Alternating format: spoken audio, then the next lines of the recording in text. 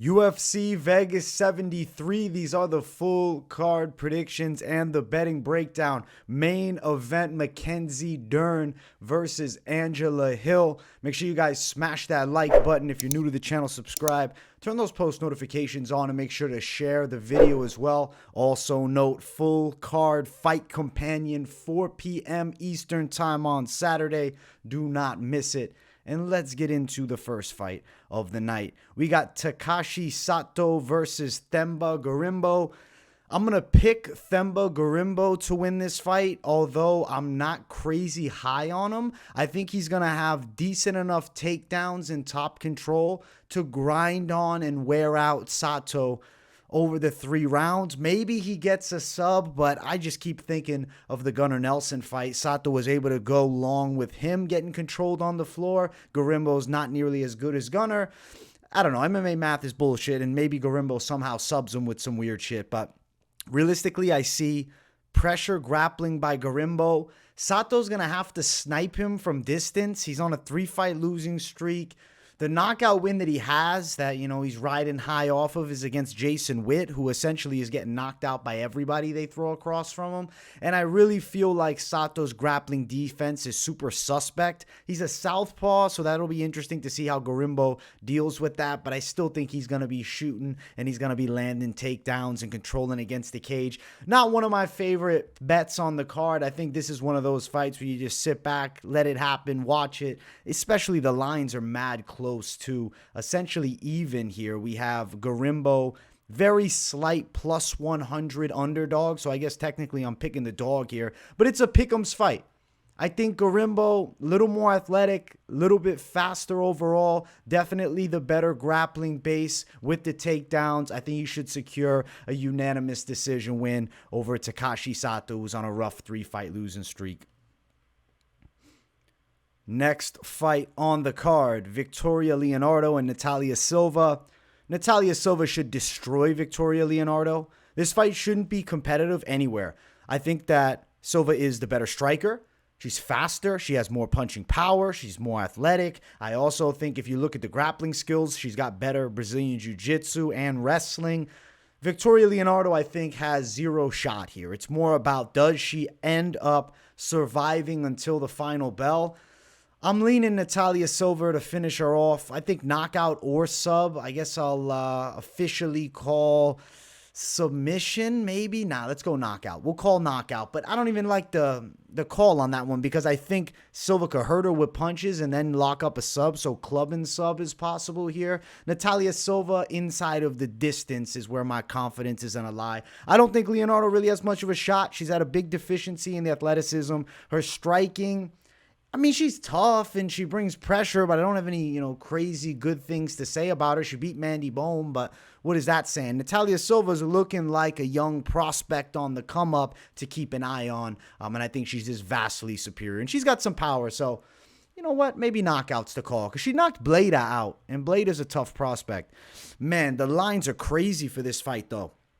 Minus 950. Best I'm seeing is minus 549, but that's a rarity. Victoria Leonardo plus 650 dog. Natália Silva should have her way with her, and it should be a fairly one-sided and easy fight to get a finish off. I just think the line is so damn wide. I could see it being at least a little fucking closer. Minus 300. All right, 3-1. But we got 9-1? That's crazy that Natália Silva's that big of a favorite here. I just think that the bookies are seeing her as a Brazilian lock. And, they don't want people relying on her for the parlays and then cashing big if the line's close enough. So it's fucking spread super thin. It is what it is. Natália Silva, high-ass confidence pick. She should destroy Victoria Leonardo here. It's just the lines suck. Next fight, we got Chase Hooper and Nick Fiore. I got to pick Chase Hooper in this fight. I'm going with the guy who has UFC wins. And I know he's looked like shit multiple times. Steve Garcia killed him. He got destroyed by Alex Caceres, though he looked tough as fuck in that fight. Chase Hooper does have UFC wins, though. I mean, Peter Barrett, it's still a W. Philippe Kolares, rest in peace. And for Kolares is not a bad fighter. So he lost to Steven Peterson, Alex Caceres. What's one thing that all three of these losses have in common is they can strike and they can grapple. Nick Fiore is a pretty mid-tier striker who is definitely more of a grappling-focused fighter. He's got decent takedowns. When he gets into the striking, he puts up that high guard, which I don't like that much. It just seems ineffective for landing punches, and that's not really his intent. He wants fights on the floor. I think that Chase Hooper is going to have tricky jiu-jitsu to deal with. No, he doesn't have great wrestling. He's pretty mid in the stand-up. This might turn out to be one of the lowest level kickboxing fights in MMA history here. But I think Chase Hooper can win it. I think he can land better punches. I think he's going to be more tricky to deal with in the clinch. And I think Chase Hooper, by a hard-fought decision in this prospect battle, I got to pick him. I got to go with the guy who's won at the UFC level as opposed to Nick Fiore. New England Cartel guy, so I respect the toughness, but I'm going with the vet. We're going with Chase Hooper to get it done. I think he's got a W coming, and he's bouncing back from that terrible loss. Chase Hooper, I'm finding him as an underdog. Minus 108, Chase Hooper. Nick Fiore, minus 112. You can even find Chase at plus money, but it's a pick'ems fight. This is even Steven line for good reason. It's a very competitive fight between young prospects, but I'm going with the UFC wins for Hooper, even though him and Kron Gracie in a boxing match, I don't know, man. Kron might take a split decision or something like that. So Chase Hooper, not all that high level with the stand-up, but then you throw him Nick Fiore, who's not a really good striker either.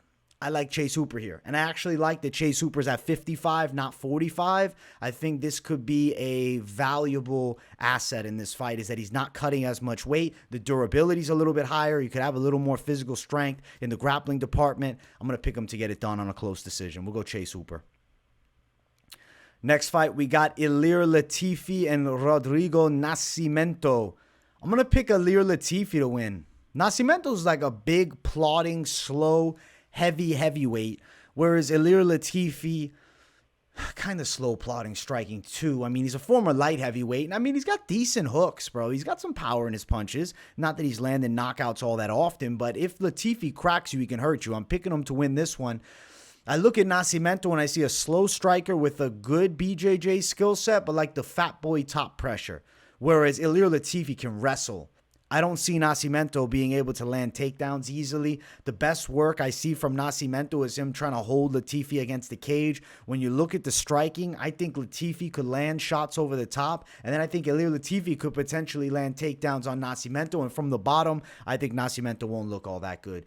He's not really in good shape. He's not built very muscular. Like, he doesn't have a lot of, I feel like, explosive power or athleticism, whereas Latifi's a short, stocky heavyweight. Nascimento, like, fairly tall and long, and I know he's 260, but like, he's got a good amount of body fat, and it's not like he's a freight train of a heavyweight. I just think that Latifi's gonna be better. I think Latifi takes it on the scorecards. I got him winning. I know Latifi's 40, but it's heavyweight, and I feel like at 30, Nascimento, every fight, I'm not like, wow, he's improving so much. He barely got past Borshchev. I know that Latifi had a tough fight with Borshchev too, but give Latifi the fight. Latifi's got this thing. Decision. I'm going Latifi.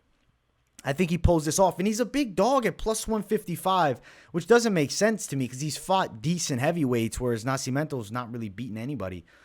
Nascimento minus 180. The Brazilian without the wrestling base versus the Swedish wrestler, who I think is going to be stronger. And even though Nascimento's long, he's not a great fighter from distance. His boxing is kind of awkward. I think Latifi gets it done. I'll say decision win. And we got the dog on this one. Next fight, we got Orion Cosce versus Gilbert Urbina. I'm picking Gilbert Urbina. I think it's about time the Urbina family gets a UFC win, and the little brother, Gilbert Urbina, is going to be the one to pull it off. We've seen all three of the brothers through The Ultimate Fighter finally in the UFC. BMF Ranch, you know what I'm saying? We got some savagery that Urbina's training with. And I got to tell you this. Orion Cosce is a little bit one-dimensional. He's a pressure wrestler. He wants to take you down. His stand-up kind of is just basic.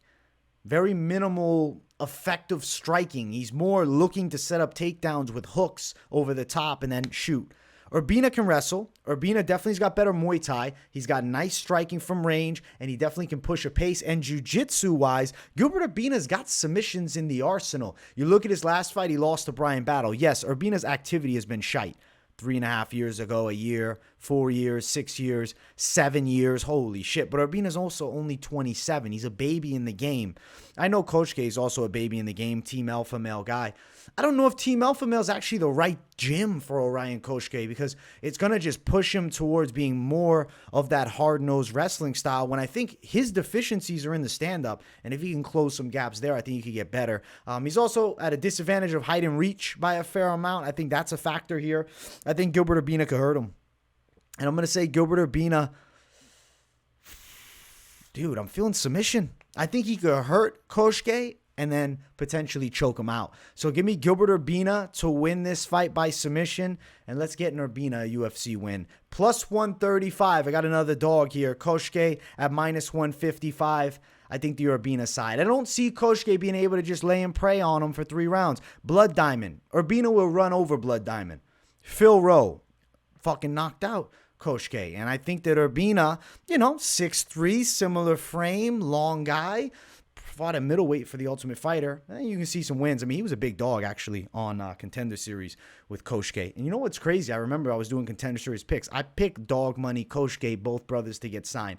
I think Orion Cosce loses to Gilbert Urbina. I think that we finally get an Urbina on the board with a UFC win. And hopefully Cosce makes weight, because he's not built for 85. If he misses weight again, this could be big trouble for him.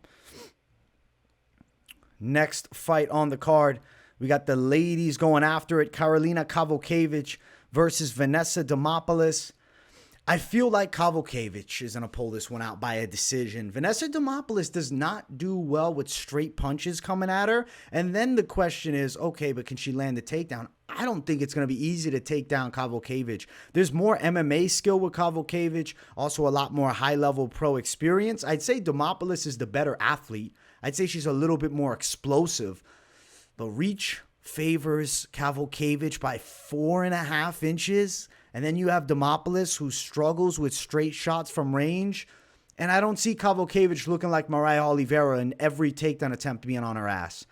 I don't see that. Vanessa Demopoulos, she's able to take down some of these lower-level MMA girls, but Karolina Kowalkiewicz is a former world title challenger. She has a win over Rose Namajunas. We got to hold, some regard to Kowalkiewicz's side, even at 37. I think she's going to pull this one out. I think outstriking Demopoulos, and I even think there's a chance that Demopoulos beats her in the grappling positions, too. I got to go with the side of Kowalkiewicz. I'm going to say unanimous decision. I don't think she's getting a finish off. But if she's just landing multiple shot combos down the line and Demopoulos can't get her down, I mean, a TKO is never impossible, but less likely. I'm going to go Kowalkiewicz gets it done on the scorecards. Kowalkiewicz is the slight favorite, around minus 145. Demopoulos at plus 125. I agree with those odds. This is woman's favorite. Listen, with women's MMA, we want to attack dog money. I don't think this is the one. I think Demopoulos is at a skill disadvantage, and she's also lacking in the reach and overall just the striking game. I think she's going to be struggling with the straight shots. So give me Kowalkiewicz to win it on the judges' scorecards. Next fight brings us to the featured prelim. It's Maheshate versus Viacheslav Borshchev, a.k.a. Slava Claus. I'm picking Slava to get the KO. Maheshate is a striker, and I know he's a little bit of wrestling, in the background, just reading up on him, but you've watched his UFC run. He's never shot a takedown, as Slava on the other side has never shot a takedown. Now, if Maheshate is going to try to wrestle, this is someone that Slava is going to be able to stop from taking him down. Mike Davis is a fucking beast. Mark Jacasey's a freak athlete. Yes, they're landing takedowns on Borshchev, but he's at Team Alpha Male. So Slava is putting in the work to defend these grappling positions. He's just so far behind. But now you give him somebody in Maheshate who's primarily a striker. I think Maheshate is getting laid out in this fight. He's a little bit too upright with the stand-up for a guy with Slava's combination, punching and power. I also got to say, you got way more accuracy in the punch on the side of Slava Claus. He's not going to be missing nearly as much. And Maheshate, little mistakes are going to get him caught, countered, and KO'd. So give me knockout win for Slava Claus. I like Maheshate. He's fun to watch, and he's a tough motherfucker. But when Slava fights a striker and is not threatened substantially by grappling positions, he lets shit fly and he fucks people up. And he's going to fuck up Maheshate here. Striker versus striker. This is Slava's fight. Minus 138, around minus 140 for Slava Claus, Borshchev, and then Maheshate at plus 118, plus 125. I got Slava's side, man. And something I also want to note, when you go back and watch him fighting like a Mike Davis, and he's getting bullied on the ground, Slava is always trying to fight out of those positions. So yes, he lacks the skill on the ground. He definitely has the heart. And I know for a fact this is a guy that is putting in the work week in and week out to improve upon those flaws. Maheshate's not going to have it for him on the ground, and he's getting laid out in the feet. So Slava, KO. Next fight brings us to the main card. If you guys haven't, make sure you smash that like button. And if you're new to the channel, subscribe. It's Michael Johnson versus Diego Ferreira. I'm picking Michael Johnson to knock Ferreira out. Diego Ferreira's boxing is pretty shitty. He comes in kind of head first, throwing awkward hooks. Obviously, he relies upon having a very good jiu-jitsu base. Michael Johnson's got crazy takedown defense. His takedown defense percentage is at 80%. So that's a high accolade. And you watch his fights. He always has great hips. He's fought some of the best guys ever. Michael Johnson has been in there and gotten wins over guys like Edson Barboza, Tony Ferguson, Dustin Poirier. Controversial loss to Benil. Fought Habib Nurmagomedov. Michael Johnson's fought everybody. All the savages. And now Diego Ferreira on the other side, I think lacks any danger on the feet. He's got good submissions, but I think he's at a huge speed disadvantage where Michael Johnson is going to be hitting him with so many shots as Diego's trying to wrestle. He's not going to be able to get to him. I think Michael Johnson gets a knockout win in this fight. Ferreira's way too flat-footed, and I think just lacks skill in striking. And he's not athletic, and also at 38, to me, Diego Ferreira looks worse. His last fight against Gamrot, yes, Gamrot's a top-tier fighter. He looked like shit. And now you're fighting Michael Johnson, who's a dangerous striker from that southpaw stance, sniper left, sneaky right hook. He's going to be able to do what he wants to him on the feet. As long as Michael Johnson shows up mentally ready, and it seems like he is, because you look at Michael Johnson's last three. Alan Patrick, he whooped that ass. Jamie Malarkey, he should have won the decision. Close fight. Mark Jacasey outpoints him on the feet. Dominant performance. Now Diego Ferreira, big trouble. Michael Johnson knockout. Dog money, too, for Michael Johnson, plus 125. And then Carlos Diego Ferreira at minus 145. Give me Michael Johnson by knockout. I think he's putting it on the jiu-jitsu specialist. And I think Ferreira, unfortunately, he's on his way out of the sport at 38. I think this is mismarked by the books. Very good underdog here with Michael Johnson. One that I'm very excited about. Next fight on the card. Andre Fialho versus Joaquin Buckley. I'm going to pick Joaquin Buckley to sleep Fialho. I actually think this is a bit of a mismatch. Fialho's taken 2 knockout losses back-to-back, and now they're throwing him Buckley, who was knocking people dead up a weight class. Heavy-handed Buckley also fights out of the southpaw stance. He's got massive hooks. He's very explosive and has good movement. On the other side, Fialho's a powerful kickboxer, but upright and definitely hittable. The head movement's a little bit lacking, in my opinion. And he reaches at times for strikes, which when you're dealing with a guy who has the explosive ability of Buckley across from you, you're getting the gap closed on you and you're getting the lights put out. Buckley is going to knock him out cold. It's going to be unconscious. I think flatline KO, and I think people are going to go crazy with Buckley at 170. I think this is a great move for him because he's got good muscular build, but now he's going to be leaner. I think he'll be a little faster, and I'm expecting the power to carry over. I know he's fought before at 170 pounds. This is a better weight class for him. I think Fialho's a dead man walking in that cage because you look at the recent fights for Buckley. Chris Curtis, top tier. Imavov, top tier. These are at middleweight. And it's not like Buckley didn't have moments in those fights. Beats up Albert Duraev. Abdul Razak Al Hassan, who's an absolute fucking specimen, goes to war with him. And then obviously killed Antonio Arroyo, who's super one-dimensional. Buckley, knockout win over Andre Fialho. It's fucking going to be 3 KO losses in a row for Fialho. But at this point, I'm really questioning that chin. Plus 185, Fialho. Buckley, minus 220. Fialho was even hurt in this fight against Cameron Van Camp. And then you see him getting laid out by Jake Matthews and Muslim Salikov. He's a victim of Buckley's power. And maybe we get another KO of the year candidate by Buckley. He can get another one of those awards, man. Next fight on the card, we got the featured bout of the night. It's Emily Ducote versus Lupita Godinez. This fight here, we know Lupi is coming in on a little bit of short notice. It's a 120-pound catchweight. I'm going to pick Lupi to win the fight. I do think she's going to have the pressure wrestling advantage, and it's competitive in the striking. I would say Ducote is definitely the better pure Muay Thai practitioner, though I feel as she fights her best when she can control the pace, whereas Lupita Godinez is a fighter who pushes the pace. I feel like Ducote, the rhythm is going to get thrown off. I see her getting taken down at points. I think hard-fought, competitive decision for Lupita Godinez's side.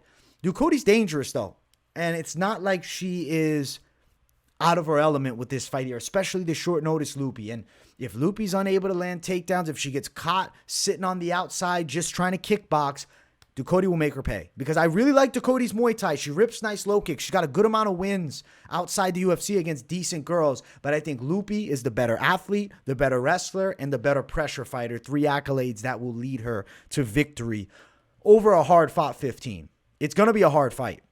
Lupi at minus 135, Ducote plus 115. Give me Lupi for the win. She continues this win streak now because she just beat Calvillo in a very competitive fight, and then now jumping into this one. She takes out Ducote. I know a lot of people also thought she could have potentially lost to go to Cynthia Calvillo too. Calvillo looked good in that fight. But this is, in my opinion, a step down. This is a step down in competition. Ducote's good, but this is a very winnable fight for Lupita Godinez, even on short notice, which is the reason she's taking it, because she's seeing the paths to victory. Lupi for the win, unanimous decision. Co-main event, we got Edmen Shahbazyan versus Anthony Fluffy Hernandez. I'm going to be picking Anthony Hernandez to get a submission in this fight. He's just got a huge grappling advantage, and also his fights are kind of dirty. He gets in close. He's shooting multiple takedowns. He makes it nasty, whereas Shahbazyan is going to shine with fighters who are willing to fight at a controlled pace and fight from the outside, strike with him, keep it more technical. Hernandez is going to make it more of a scrap. Hernandez is going to get in close. I think that Shahbazyan is going to break under the grappling pressure. I know Shahbazyan got a win over Dolce Gambula, but he's a back-ender at 185. He's not top tier by any means. And then you look, Shahbazyan was on a bad 3-fight losing streak. He's kind of got exploited to have, you know, a subpar ground skill set, I would say, and questionable cardiovascular system in fights that are at higher pace, which is exactly what Anthony Hernandez does well. He can take a beating and come back from it. We've seen that. And he's got great submissions. I think that Shahbazyan's in trouble. I know he switched teams to Extreme Couture, and I think that's a great move for him. And I mean, at 25, a loss here is not career-ending, but this is a fucking hard fight against prime Anthony Hernandez, who's riding a 3-fight win streak, who just strangled Marc-Andre Barriault. I got to go Hernandez wins by submission in this fight over Edmen Shahbazyan. He is a big favorite. He's bigger than he should be. This should be minus 150. Minus 258 for Anthony Hernandez. Shahbazyan plus 218. Obviously, the bookies are looking at the ground deficiencies of the past from Shahbazyan. And even though he is training at a new team, a year and a half with Extreme Couture, I don't think closes the grappling skill gap that Anthony Hernandez has. And it's not like Hernandez is not getting better. He's 29. Hernandez is going to bully him when they get to the mat. And I'm telling you, win by submission. Anthony Hernandez should be a pretty dominant performance. But if he lets Shahbazyan play from the outside, anybody's live to get knocked the fuck out by him, because he's dangerous as hell. And he does have a knockout of Brad Tavares, which is pretty sick. Anthony Hernandez, though, submission. Official call. The man who fucking strangled Rodolfo Vieira, the real black belt hunter. Main event of the evening. If you guys haven't, make sure you smash the likes. And if you're new to the channel, subscribe. We got Mackenzie Dern versus Angela Hill over the course of 5 rounds. This was actually scheduled for last weekend. And, they moved it up as a main event. I like this fight better as a 5-round fight. Same pick. I'm going Mackenzie Dern to win this fight. Unanimous decision. Angela Hill is extremely hard to finish. She's got great submission defense. She's super quick on the feet. I think she'll have moments striking against Mackenzie Dern. But Dern is going to constantly be pushing a pace that I think is going to slowly welt Angela Hill. I think Dern's going to have a clear-cut grappling advantage and a clear-cut wrestling advantage, which are two major factors here. If you control where the fight goes, usually you're winning it. It's not like Angela Hill has boogie woman knockout power. Then it's like, there's a chance Mackenzie Dern closing the gap can get slept. She doesn't have that. Angela Hill is a great combination striker. She's very fast. She's super technical. And when she fights other strikers, like Emily Ducote, who's on the card, who's a good Muay Thai striker, she easily outworks them on the feet. But when you look at her against a tough grappler, recent name Verna Jandudoba, she got bullied in that fight. Mackenzie Dern is going to bring the grappling pace and pressure, and over the 5 rounds, it's a hard-fought, unanimous decision win. I'm thinking it'll be like a 49-46, Dern getting her hand raised. She's right up there in the top end of the weight class, but she's a ways away from a world title shot. And I mean, her loss recently, though, to Yan Xiaonan, after what Yan did to Andrade, it ain't looking so bad because it's majority decision. Dern's the favorite, as she should be, at -190. Angela Hill, +165. I'm riding with Mackenzie Dern, guys. I mean, this is a big moment for her because it's a main event now again against Angela Hill. It'd be great to see her get a sub, but I just respect Angie on the other side, man. She got a good game. 2-fight win streak. Lupi and Ducote win, who they're fighting each other on the card. Then you look at the last two. The Tisha Torres split, which was extremely close. Yan Xiaonan loss. Marina Rodriguez loss. This is a needed fight, though, for Mackenzie Dern. She's in one of those must-win spots, and she's in a stylistic matchup that is so favorable towards her. Over the 5 rounds, I think she controls a lot of this fight in the clinch and on the floor and gets her hand raised. Mackenzie Dern by a unanimous decision to finish off the card. UFC Vegas 73 bringing the heat this weekend. I'm looking forward to it. Make sure you guys smash the like button if you enjoyed the breakdown. And make sure to subscribe too. Let me know what you think of the picks in the comments. Plenty of content dropping all week long, every day. As I always say, content's dropping. So keep it locked in on the channel. Make sure those post notifications are turned on. If you got nothing to say in the comments, but you just want to support me, drop a W in the chat for your boy to boost the algorithm. Much love, people. I will see you all in the next one. Peace, guys.